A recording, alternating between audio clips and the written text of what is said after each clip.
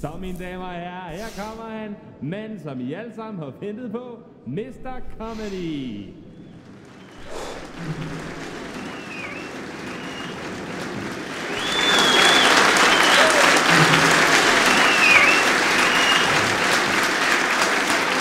Tak for det.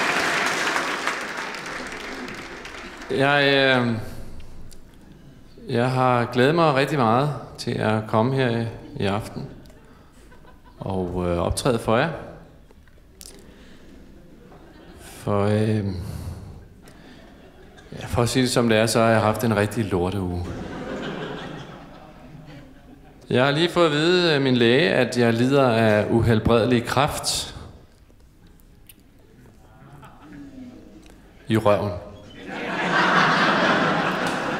For at være mere præcis, så er det tarmen, der er fuldstændig fucked up. Så det gør bare pisse ondt, når jeg skider. Jamen altså, det er fuldstændig ligesom at føde.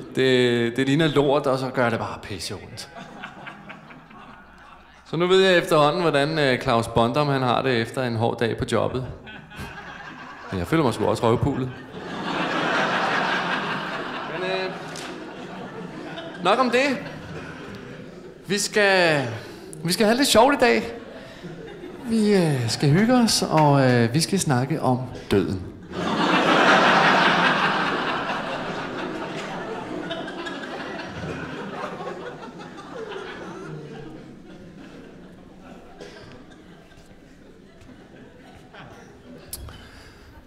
I mit næste liv, der har jeg tænkt mig ikke at bruge tid på ligegyldige ting, som for eksempel at lede efter frie parkeringspladser foran Fisketorvet.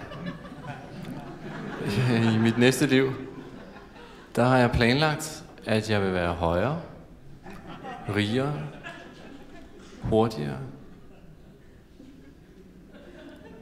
og smukkere og handicappet. Jamen prøv at høre, altså handicappede, de har det sgu da fedt. De får altid de fede parkeringspladser, ligegyldigt hvor de skal hen. Og har I nogensinde været inde i de der handicap-toiletter? De er jo super fede. Der er armlæn, der er god plads. Og der er altid rent. Hvorfor? Hvordan kan det være? Er det fordi de handicappede slet ikke kan finde stedet, eller hvad? Eller er det fordi de trækker lortet mere ud, når de går? Og så får de også altid de fedeste roller i tv-serier. Elevatoren har kraft i nyrerne. Nej, for helvede. Så fat det dog. Det er røven.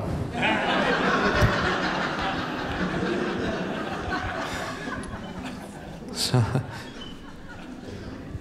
det dummeste, jeg har gjort i mit liv uden tvivl, det er helt sikkert, at jeg ikke er evnesvag. Hold dog op, de lider, det er da synd for dem. Det vil jeg sgu da skide på. De kræftede med værre de der perkerbander fra Ishøj.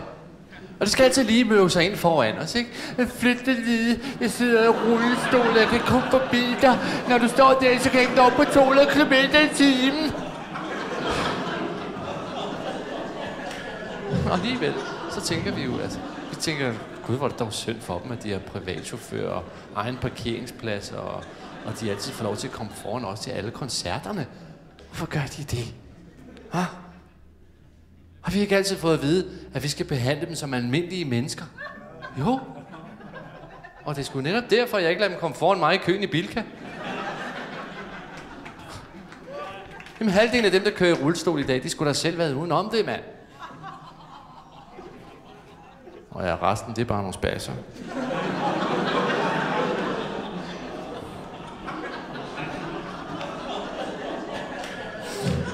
Hold kæft, mand. Det er jo ikke sådan, at hvis jeg skyder mig i foden med vilje, så får jeg en medalje, vel? Bang! Det var fandme flot klaret. Det var meget beundringsværdigt. Nu skal du se her. Her får du din egen miniracer og din egen privatchauffør, og så får du alle de storbarmede tjenere, du kunne tænke dig. Så hænger det sgu da ikke sammen, vel? Okay.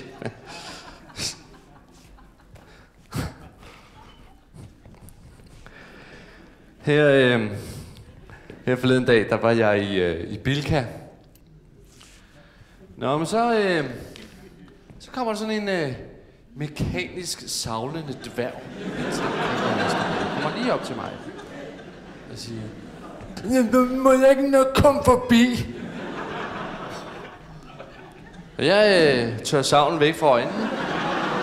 Han kigger på ham og siger, selvfølgelig må du ikke det, mand. Dit klamme svin. Selvfølgelig må du ikke det. Hvad fanden er det? Folk er sgu dumme, altså. Tag nogle rygere, for eksempel, ikke? Prøv at se her engang.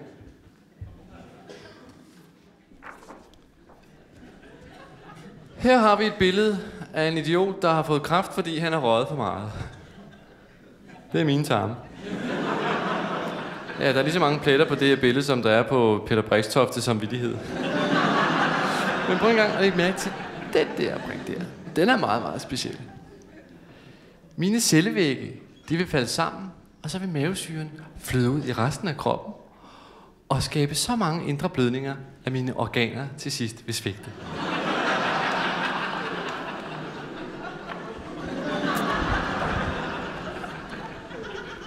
Men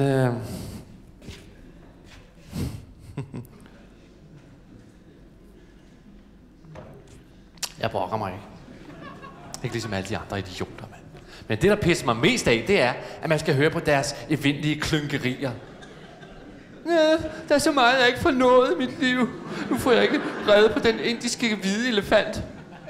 Nu får jeg aldrig nogensinde spist middag med dronningen. Nu får vi aldrig nogensinde bygget vores drømmebjælkehytte op på månen. Så prøver jeg, det vil du aldrig få nået alligevel. Så lad være med at spilde min tid og bruge tid på noget fornuftigt.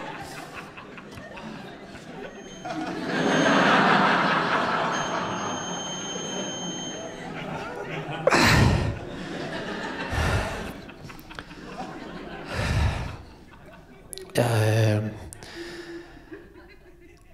er ked af det.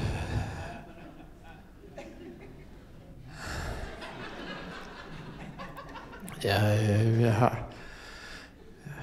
har det ikke så godt. Altså, det er ikke sjovt, det her.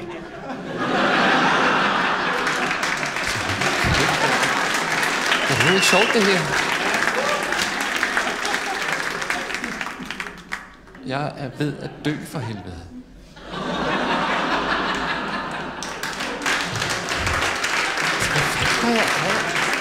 Tænk dig da af jer. Det her, det er altså ikke en del af showet.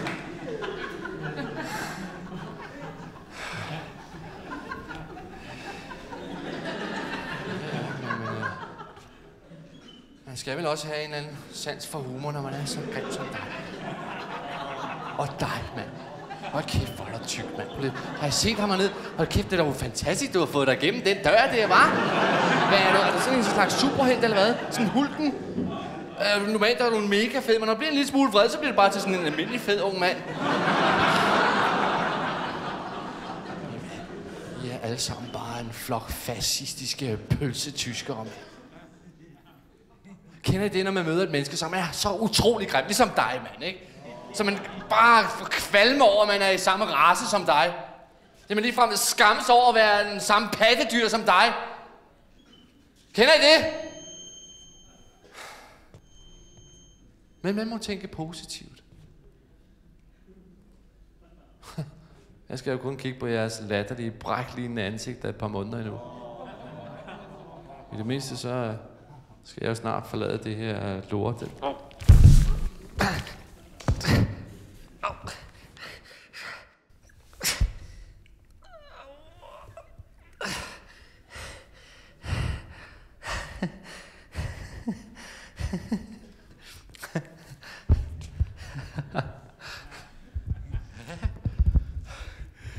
Der fik jeg, hva'?